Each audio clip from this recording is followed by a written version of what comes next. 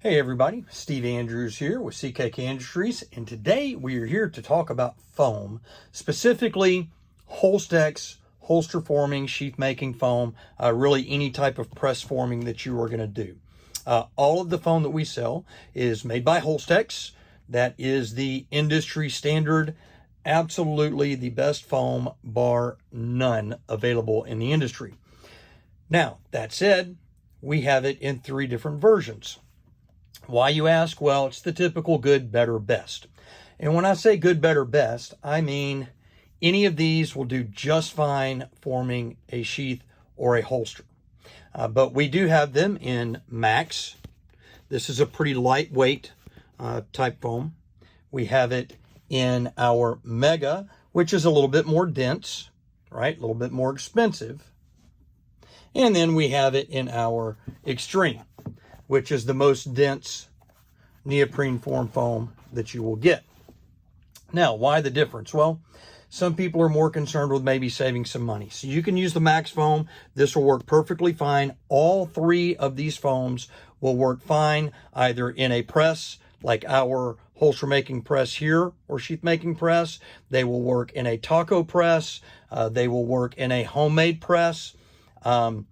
The difference is, although all of these will work with any temperature needed for Holstex, for Boltron, or for Kydex, the lower grade foam is not going to hold up quite as long. Again, not quite as dense. So it'll hold up. You'll be able to make a lot of holsters with it, but it's not going to hold up quite as long.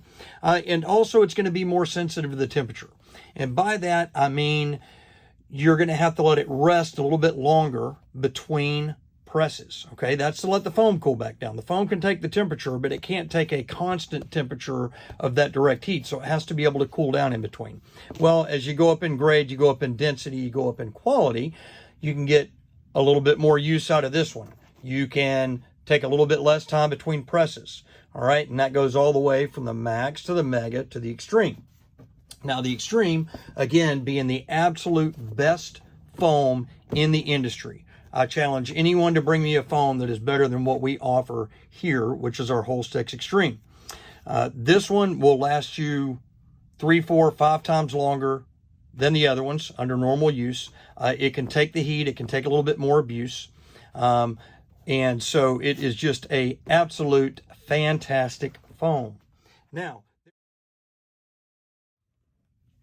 all right, now let's talk about some commonly asked questions here. One, which side should I use, the shiny side or the matte side? As you can see, this particular piece of Max Form that I have is matte on both sides, whereas this piece of Extreme Foam that I have is kind of shiny on this side and matte on the other.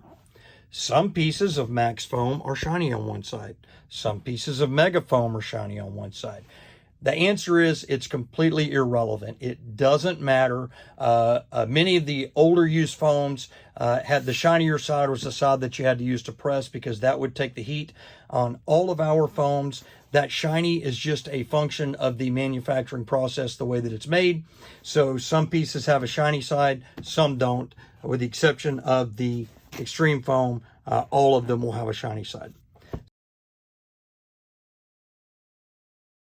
Second question. Hey, I noticed one side doesn't have any wrinkles or anything. Sometimes I get it, it's got some wrinkles like this. Okay, again, no problem. When you press these, those wrinkles are going to press right out. They're not going to affect you. Now, if you got one that had a large gouge or something in it, that would be an issue. We do try to make sure that we don't send anything out like that. But hey, we are prone to mistakes. So if that happens, just let us know. Another common question that we get is people will call us up and they'll go, hey, I've got the Max Foam, especially since it's the lowest grade, and the foam is peeling. Like, I make my holster and I pull my holster off and the foam is stuck to it. Okay, that is generally a case of A, you got your plastic, whether it's Kydex, Holstex, or Boltron, way too hot. Or B, you were forming too many and you did not let the foam cool down, right? Remember, the foam can take the temperature, but it can only take so much of it, and then it needs to be able to cool down. Otherwise, yes, you will damage the foam. Now, again, Extreme Foam can take a lot more of that temperature, can take a little bit more abuse, but all the foams, if you just cook them completely, you are going to have a problem with them.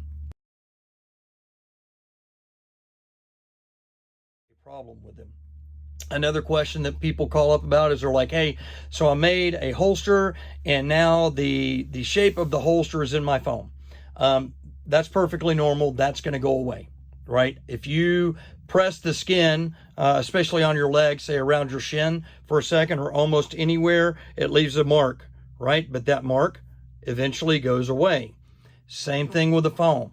Right now, after a while, as it starts to wear, you'll notice that maybe it's no longer able to bring it back into shape. Well, that's the beauty of using a two-sided foam. If you're buying the Holstex foams, is all you've got to do. This is just two-way taped to the press. All you got to do is flip it over and put the other side face up, and you get a lot more use out of it.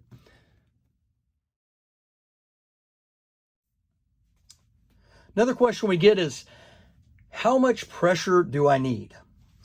Well, the simple answer is, when you are press forming,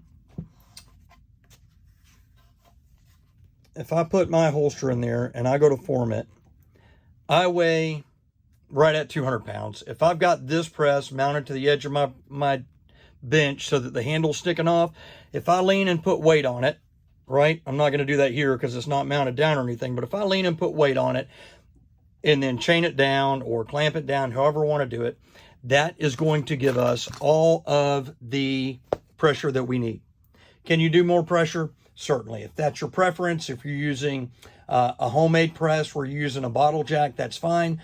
But I see people on videos and they call us up because they saw a video and they were using a 5 or 10 ton bottle jack and they were just really cranking down on it. And then I broke my molding prop or I bent my molding prop. Well, it doesn't require 5 tons of pressure to make a holster with very good definition when you're foam pressing. It simply doesn't. So the common phrase, more heat, more pressure, while there is some truth to that, sometimes we use it in the industry now as kind of a joke too, because although there is truth to that, you only need so much heat and then you have problems, and you only need so much pressure, and then when you go beyond that, you have problems.